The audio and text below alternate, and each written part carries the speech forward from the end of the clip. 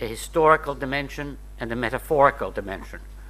And this capacity that he has to think in metaphors does not make his books easier to read for those of us who grew up as more analytic kind of philosophers, because we have to get into the tropes of how he writes.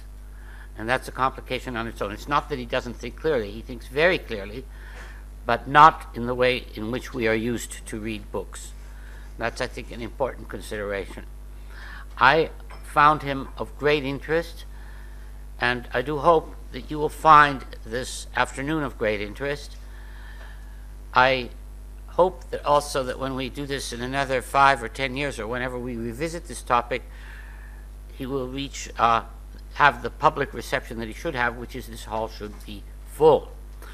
And we hope to see that. Well, without further ado, I'm going to ask Pini, Dr. Ifergan, to take over and give you the greetings on the part of the Department of Philosophy at Bar-Ilan University. I wish you a very fruitful afternoon, and I'll see you at dinner. Thank you very much. Okay, I will be very short.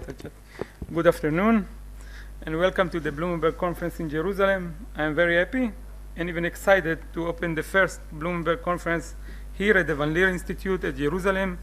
Indeed, it is our first, and I am pretty sure not the last one, but the opening of a series of conferences.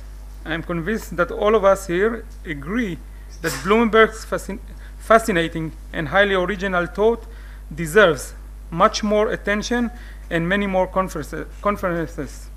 The Blumenberg Conference in Jerusalem is our modest attempt to evoke the attention it deserves among scholars and graduate students. I hope that our discussion today of Blumenberg's philosophy will be an opening for scholars and students here in Israel and maybe also abroad. I would like to thank several people and institutions that made this conference possible. First, the Van Leer Institute and its director, Professor Motzkin, who supported the idea and encouraged us to go ahead. I would like to thank Professor Avi Sagi from the program of Hermeneutic and Culture Studies and the Philosophy Department at the Bar-Ilan University for his generous support.